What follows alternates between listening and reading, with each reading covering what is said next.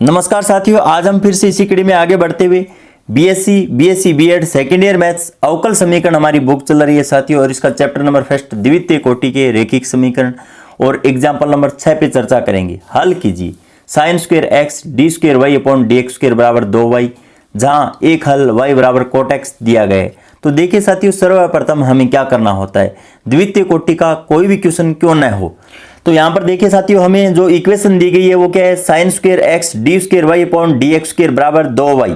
सर्वप्रथम यहाँ पर हम D square Y upon D x square का गुणांक है वो इकाई बना लेते हैं और उसके बाद में इस इक्वेशन को हम सरलीकरण कर लेते हैं। तो देखिए साथियों, यहाँ पर D square Y upon D x square और यहाँ पर देखिए साथियों बराबर 2y और बट्टा साइन स्क्वायर एक्स। उसके बाद में देखिए साथियों D square Y upon D x square minus यहाँ पे 2 बट्टा साइन स्क्वायर एक्स और यहाँ पे y और बराबर 0 लिख देंगे साथियों।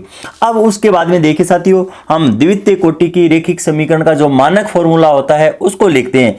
तो देखिए साथियों, यहाँ पर मानक सूत्र, और मानक सूत्र हम जानते हैं D square Y upon D x square plus P D Y upon D X और प्लस क्यू वाई बराबर आर होता है। अब इसे इक्वेशन सेकंड मान लेते हैं। अब समीकरण फर्स्ट और सेकंड की हम तुलना करते हैं। तो तुलना करने से यहाँ पर देखिए साथियों, हमारे पास p का मान है वो 0 प्राप्त होता है, क्योंकि यहाँ पर समीकरण फर्स्ट के अंदर D Y upon D X की टर्म ही नहीं है साथियों। तो यहाँ पर p का मान है वो 0 प्राप्त हो जाता है। q का देखिए साथियों, यहाँ पर मान कितना प्राप्त होता है, यहाँ पर y और y का गुणांक कितना है, -2 बट्टे साइन स्क्वायर एक्स और यहाँ पर r का मान भी साथियों 0 प्राप्त हो जाता है। p q r के मान निकल जाने के बाद में अब देखिए साथियों, आगे हमें इस क्वेश्चन को किस प्रकार से हल करना होगा। तो देखिए साथियों, यहाँ पर बुक के अंदर जो क्वेश्चन हल किया गया है उसके अंदर तो डायरेक्ट फॉर्मूले का उपयोग किया गया है। प्रत्येक क्वेश्चन के अंदर हम प्रत्येक फॉर्मूले को हम याद नहीं रख सकते, तो यहां पर हम स्टेप बाय स्टेप कॉन्सेप्ट सहित इस क्वेश्चन को समझेंगे साथियों। तो देखिए साथियों, हमें सर्वप्रथम इस बात का पता होना चाहिए कि पूरक फलन CF का एक समाकल ज्ञात हो। अगर एक समाकल हमें ज्ञात हो तो पूर्ण हल हम किस प्रकार से ज्ञात करते हैं, और यहां पर r का मान 0 अगर दिया गया है, r का मान हमें क्या दिया गया है साथियों, 0 अगर दिया गया है, तो देखिए साथियों, हम पूरक फलन ज्ञात करते समय या हमारे पास जो एक यहाँ पर पूरक फलन है वो दिया गया है साथियों, तो यहाँ पर एक कंडीशन तो ये है साथियों कि पूर्ण हल होता है वो हमारा y बराबर uv होता है। पूर्ण हल हमारा क्या होता है साथियों, y बराबर u और v होता है। और यहाँ पर हमारे पास एक समाकल ज्ञात है साथियों, तो पूर्ण हल हम किस प्रकार से ज्ञात करेंगे। और यहाँ पर एक कंडीशन पहले मैंने आपको ये भी बताई होंगी साथियों कि y का मान है वो u के क्या होता है, इक्वल होता है, और एक u का मान है वो आपको यहाँ पर दिया गया है साथियों। और u का मान आपको साथियों यहाँ पर कितना दिया गया है, u बराबर आप ऐसा बोल सकते हो कि आपको कोट एक्स दिया गया है, क्योंकि इस क्वेश्चन के अंदर आपको तो y बराबर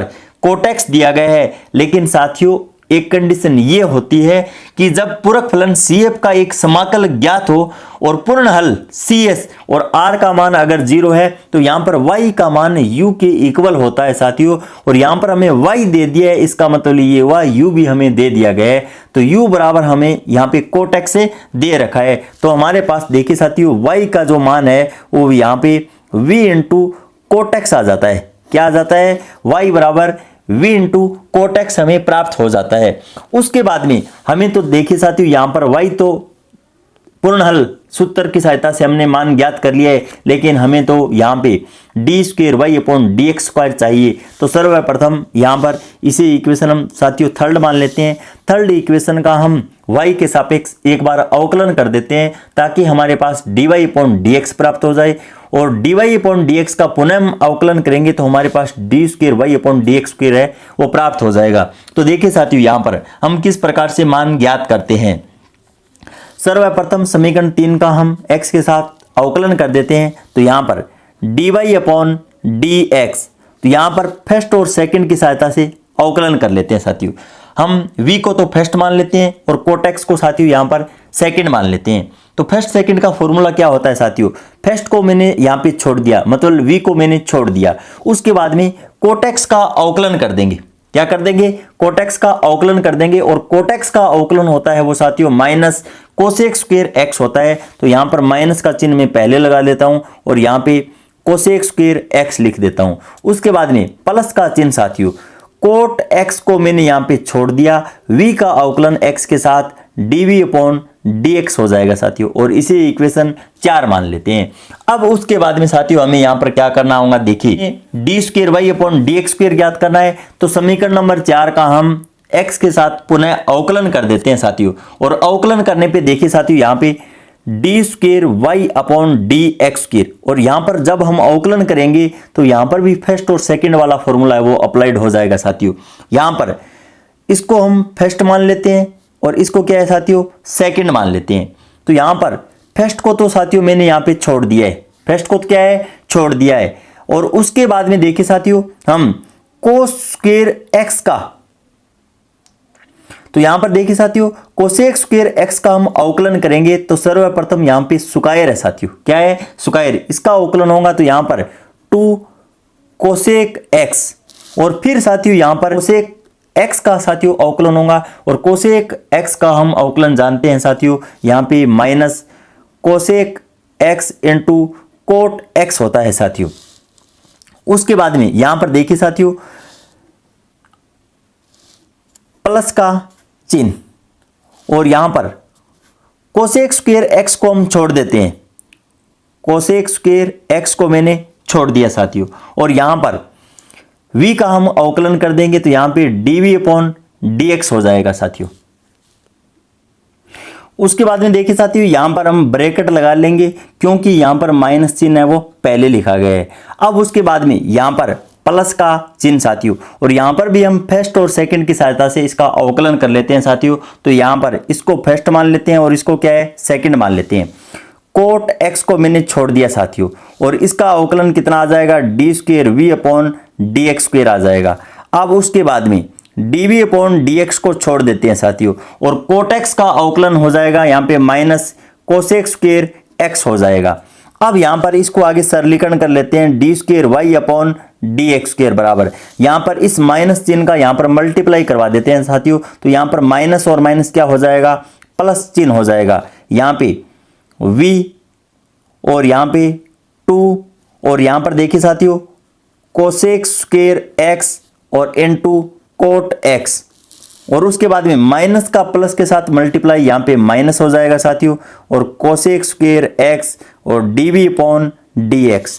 फिर आगे देखिए साथियों यहां पे प्लस का चिन्ह, cot X D square we upon D x square, यहां पे माइनस का चिन्ह साथियों, और कोसेक स्क्वायर एक्स और यहां पे dv अपॉन dx, और इसे इक्वेशन हम 5 मान लेते हैं साथियों। अब देखिए साथियों हम यहां पर जो हमारे पास मूल इक्वेशन है D square Y upon D x square minus 2 बट्टा साइन स्क्वायर एक्स वाई बराबर 0, इस इक्वेशन के अंदर हम D square Y upon D x square और वाई का मान है वो साथियों यहां पर पुट कर देंगे।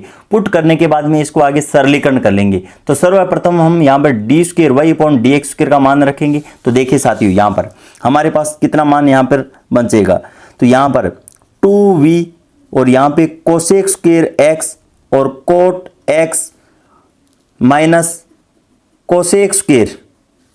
अब देखिए साथियों यहां पर cosec square X dv upon dx, यहां पर ये मान और ये मान सेम है साथियों, तो यहां पर हम क्या लगा देंगे 2 लगा देंगे, इसको एक साथ लिख लेते हैं, और उसके बाद में यहां पे प्लस का चिन्ह cot X D square we upon D x square.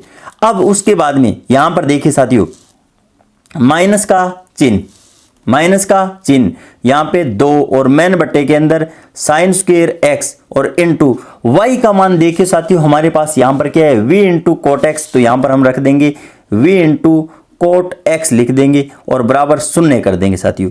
अब यहां पर जो टर्में कैंसिल हो रही है उसको हम कैंसिल कर देते हैं, और सर्वप्रथम देखिए साथियों हम D square we upon D x square को लिख देते हैं क्योंकि ये सिंगल टर्म है, यहां पर इसके साथ वाली कोई भी टर्म नहीं है। तो यहां पर सर्वप्रथम में देखिए साथियों cot X D square V upon D X square. देखिए साथियों, यहाँ पर जो टर्में कैंसिल हो रही है उसको हम कैंसिल कर देते हैं। तो यहाँ पर 1/sin स्क्वेयर एक्स को हम यहाँ पर जब sin स्क्वेयर एक्स को ऊपर ले जाएंगे तो यहाँ पर कोसेक स्क्वेयर एक्स लिख सकते हैं। यहाँ पर ये टर्म देखिए साथियों प्लस के अंदर है और ये माइनस के अंदर है, ये दोनों टर्म है वो आपस में कैंसिल हो जाएगी। तो यहाँ पर हमारे पास साथियों जो मान बचेगा वो यहाँ पे 2 cosec square x dv upon dx और बराबर है 0।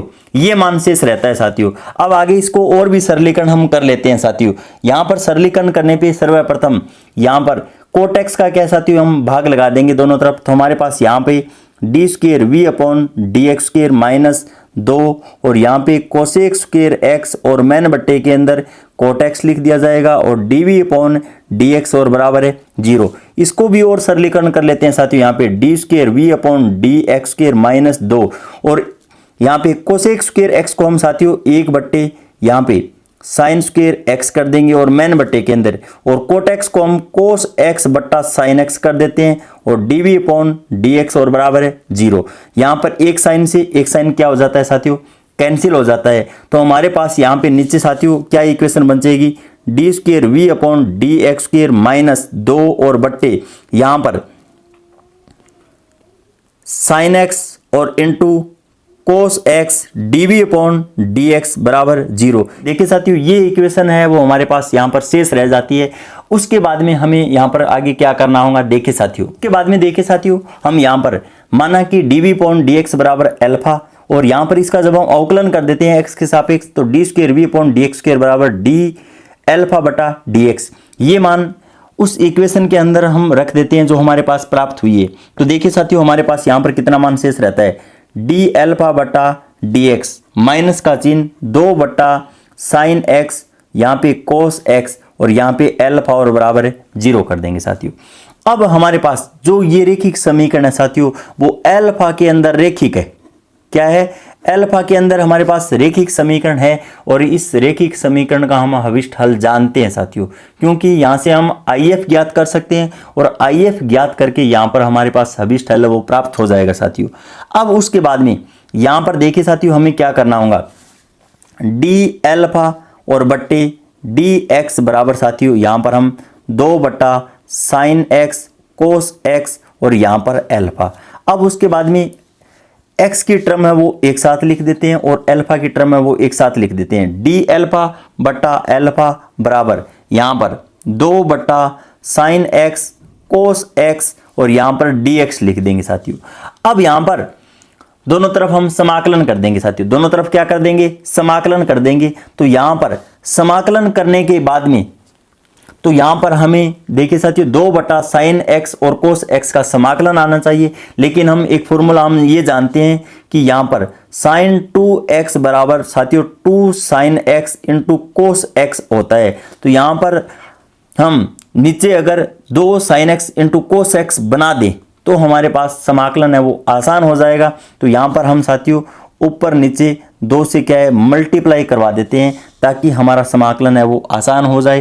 तो यहाँ पर 1 बटा अल्फा का समाकलन है वो साथियों आसान होता है। यहाँ पे log अल्फा हो जाएगा बराबर यहाँ पर ये मान तो साथियों ऊपर यहाँ पे 4 हो जाएगा और नीचे यहाँ पे समाकलन का चिन्ह और 1 बटा और यहाँ पे साइन 2x लिखा जाएगा dx लिखा जाएगा। ऊपर यहाँ पे 4 चल रहा है साथियों और साइन 2x को जब हम ऊपर ले जाएंगे साथियों तो यहाँ पे कोसेक 2x हो जाएगा, क्या आ जाएगा 2x dx हो जाएगा साथियों।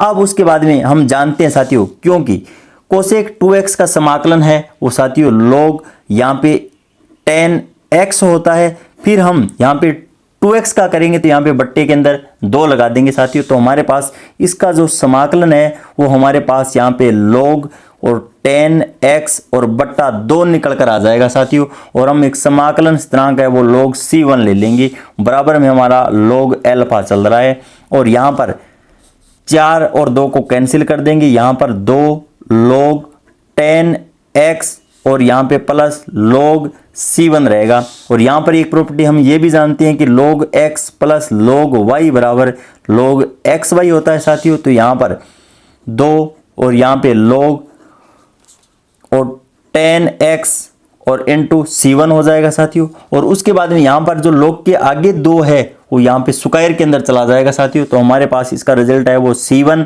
और tan स्क्वायर और x निकल कर आ जाएगा साथियों। और यहाँ पे log चल रही है और देखिए साथियों log अल्फा बराबर, log से log कैंसिल हो जाएगा तो अल्फा बराबर यहाँ पर हमारे पास C1 और tan स्क्वायर x निकल कर आ जाएगा।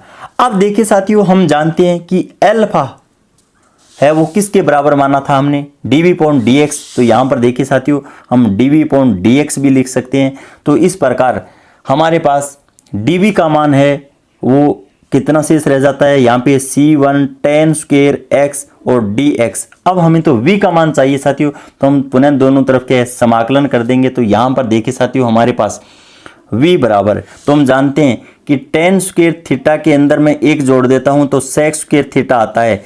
और यहाँ पे tan स्क्वायर थीटा बराबर क्या हो जाएगा साथियों, sec स्क्वायर थीटा -1 हो जाएगा। और इसका समाकलन हम निकाल लेंगे। तो यहाँ पर देखिए साथियों सर्वप्रथम इसको मैं खंडित कर लेता हूँ, यहाँ पे sec स्क्वायर x -1 और dx कर देंगे। और उसके बाद में यहाँ पर v बराबर देखिए साथियों C1 और sec स्क्वायर x का समाकलन हम जानते हैं कितना होता है साथियों, tan x होता है। और 1 यहाँ पर 1 का समाकलन क्या हो जाएगा, x हो जाएगा। और उसके बाद में यहाँ पर और एक समाकलन स्थिरांक है वो C2 ले लेते हैं। अब उसके बाद में दोनों तरफ देखिए साथियों हमारे पास तो y बराबर उत्तर आना चाहिए। तो हम यहाँ पर दोनों तरफ कोट x से क्या है गुणा करवा देते हैं। तो v इंटू कोट x बराबर C1, यहाँ पे कोट x, यहाँ पे tan x -x और प्लस C2 और यहाँ पे कोट x। और v इंटू कोट x हमारा क्या है साथियों, y है, क्या है y। तो y बराबर हमारा आंसर है वो यहाँ पे C1 और साथियों कोट x और यहाँ पे tan x -x और यहाँ पे प्लस C2 और कोट x है। ये आंसर हमारे पास प्राप्त हो जाएगा साथियों। इस प्रकार मैं आशा करता हूँ कि एग्जाम्पल नंबर 6 है वो आपको समझ में आ गया है साथियों।